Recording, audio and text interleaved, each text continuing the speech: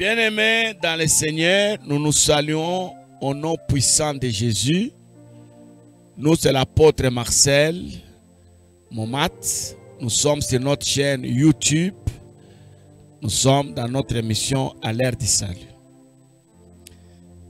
Il y a des petits commentaires que j'aime faire. L'homme ne peut recevoir que ce qui lui a été donné du ciel. Ce sont des principes spirituels que nous devons maîtriser. Si vous maîtrisez ces principes, vous n'allez pas vous battre bien, hein? Se battre pour rien. Si tu sais en toi-même que ce que je peux avoir, moi, c'est Dieu qui va me le donner, vous n'allez pas vous battre. Vous allez comprendre, bien-aimé dans le Seigneur, que je ne peux recevoir que ce qui m'a été donné du ciel. Deuxième chose, si vous savez que Dieu a des projets de bonheur pour vous, je connais les projets que j'ai formés pour vous, vous n'allez jamais accuser Dieu. La Bible dit, je connais les projets, c'est Dieu qui parle. Je connais les projets que moi, Dieu, j'ai formés pour vous, projets de bonheur et non de malheur. Vous n'allez pas accuser Dieu. Troisième chose, les jours viennent, dit l'Éternel, où j'accomplirai la bonne parole. Donc il y a un temps où la bonne parole s'accomplira toujours. Les paroles de l'Éternel ne s'envolent pas. Il arrivera un temps où ces paroles vont s'exécuter. Hein? Même les ordonnances, hein, que les hommes prennent sur cette terre, il y a le temps de leur exécution. Il y a le temps de leur exécution. Alors nous sommes dans notre émission à l'ère du salut. Nous parlons de l'étoile et ses réalités spirituelles. Je répète, ta vie c'est ton étoile. Comprends quelle est l'étoile que tu as et apprends à gérer ton étoile. Je prie que l'étoile de ta vie prenne une bonne direction. Que ton étoile ne soit pas déviée. Que ton étoile ne soit pas détournée. Je parle comme un docteur. Que le diable n'étouffe pas ton étoile. Qui n'étouffe pas. Qu'il laisse ton étoile s'exprimer. Que Dieu nous bénisse. Voilà, nous sommes dans un autre sous-thème. Nous prenons Ecclésiaste 6, Ecclésiaste 3, 6. Je vous donne les 2 saisons. Je vous avais dit que la vie spirituelle a 4 saisons. Les 2 émissions précédentes, je vous ai parlé de deux saisons. Saison d'abondance et saison de médiocrité. Ça fait partie de la vie de l'homme. Ne pensez pas que hier, ça sera comme aujourd'hui. Non, non. Ça peut changer. Il y a des exceptions. Hein? Les gens qui demeurent toute leur vie dans l'abondance. Ce sont des exceptions. Mais le Dieu que je sers, c'est un Dieu ordonné. Il te fait passer par la gloire. À un certain moment, tu sens comme si les choses bougent. Mais il ne t'a pas abandonné. Il est avec toi. C'est une saison que tu traverses. Tu ne vas pas rester dans cette saison. Alors, Ecclésiaste 3, 6, je lis la parole. Il y a un temps pour chercher, il y a un temps pour perdre. Tu vois? Il y a un temps pour chercher, il y a un temps pour perdre. Il y a un temps pour garder. Hein? Mais il y a aussi un temps pour faire quoi? Hein? Pour jeter. Ce sont des saisons. Alors, troisième saison spirituelle, c'est la saison de la forte spiritualité. Une saison où vous sentez que votre alliance avec Dieu, c'est une forte alliance. Tout le monde passe par ça. Vous allez voir si vous êtes pasteur, même un chrétien, simple chrétien, si vous ne priez pas, vous sentez que vous avez commis un grand péché. Vous voulez être toujours dans la présence de Dieu. Hein, c'est une saison.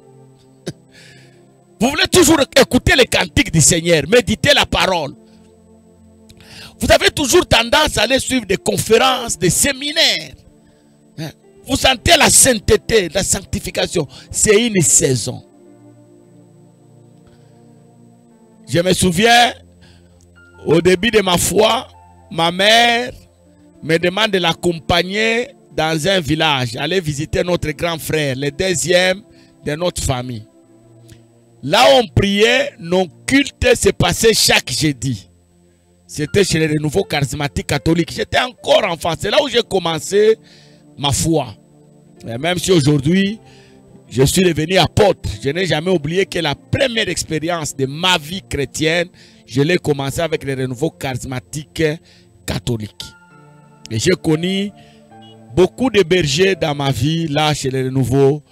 Les bergers Firmin, Vundemambo, les bergers Roger Kenasantu, les bergers Gabin. J'ai connu beaucoup, hein, beaucoup de bergers dans ma vie. Les bergers Didier, les bergers Peter. Hein, j'ai connu beaucoup de bergers comme ça dans ma vie. Alors on a quitté chez nous le matin. Nous sommes arrivés dans ce village-là. On nous a bloqués. On était obligés de passer une nuit là-bas. Alors c'était notre jour de culte, là où j'ai prié. J'ai fait des problèmes à ma mère ce jour-là. En tout cas, je me suis dit, maman, pourquoi tu m'as fait ça? Je ne devais pas m'absenter au culte.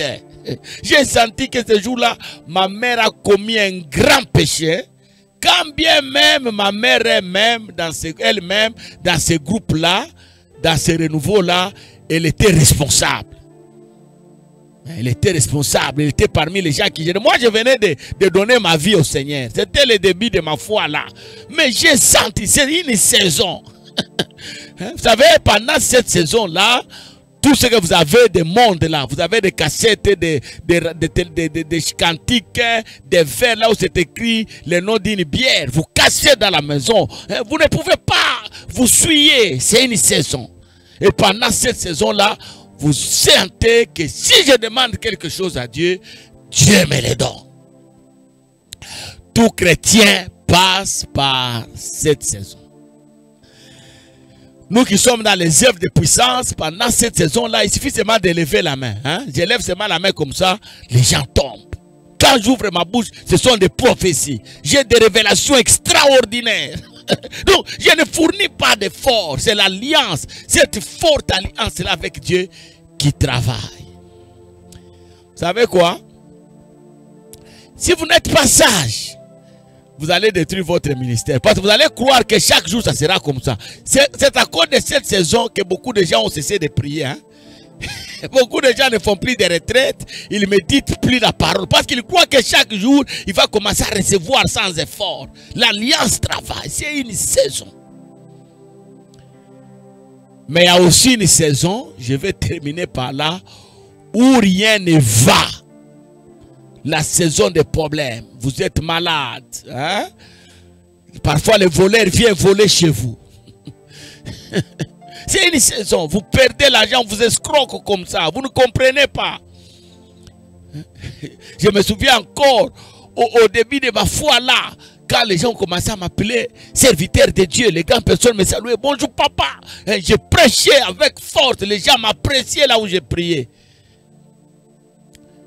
Mais j'ai commencé à traverser des temps où vous achetez un pantalon, vous voulez le repasser comme ça, vous allumez les fers, en repassant comme ça, c'est le pantalon qui se brille.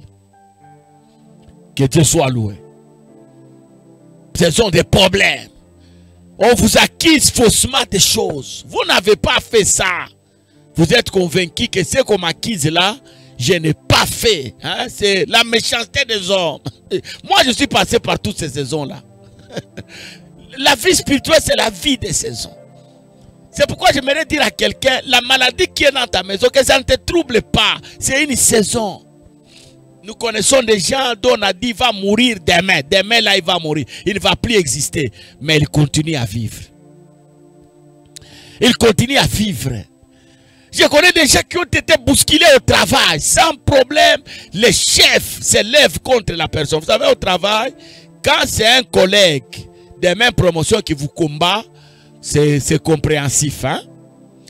Mais quand c'est votre chef, le patron de l'entreprise qui vous combat lui-même, le patron te dit, je ne vais pas te voir. Ah, vous dites, mais qu'est-ce que j'ai fait, Seigneur? C'est une saison.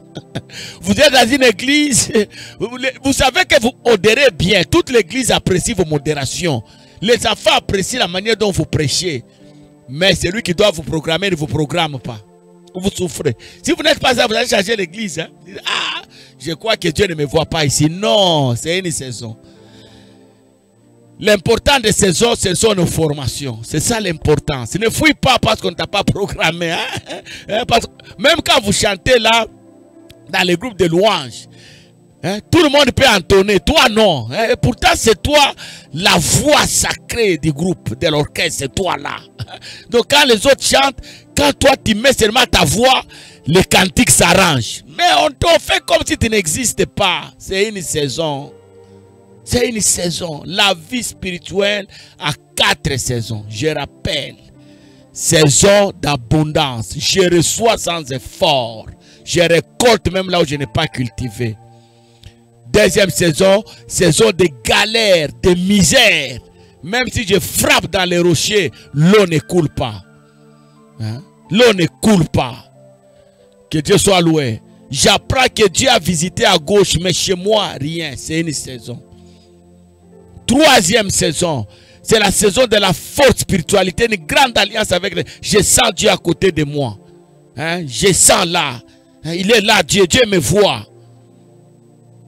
Et dernière saison, c'est la saison des problèmes, des déséquilibres. Les dés seulement chez vous. Ah, on a enterré il n'y a pas longtemps, on a encore enterré. Hein?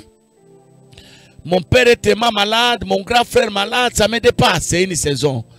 À l'église, les gens ne viennent pas. C'est une saison. Ça n'a rien à voir avec vous. C'est une saison. C'est important que ça arrive. Mais il y a une saison là, les gens viennent à l'église. C'est comme si dans les quartiers, il n'y a que toi qui as l'église. C'est une saison. J'arrête en te disant ceci. Pour vivre bien la gloire de ton étoile, apprends à bien gérer les saisons. Je reprends ma phrase. Pour bien vivre la gloire de ton étoile, apprends à faire quoi? À bien gérer ta saison. Que Dieu te bénisse. Je crois que cette vidéo, tu l'as aimé. Hein? Partage ça, partage, largue. Partage même 20 fois. Moi, il m'arrive de partager, c'est la même personne, même 8 fois. Hein? Il finira par lire ça. Partage, envoie chez les politiciens. Surtout les politiciens ont besoin d'écouter ça. Les pommes de saison là, vous devez écouter.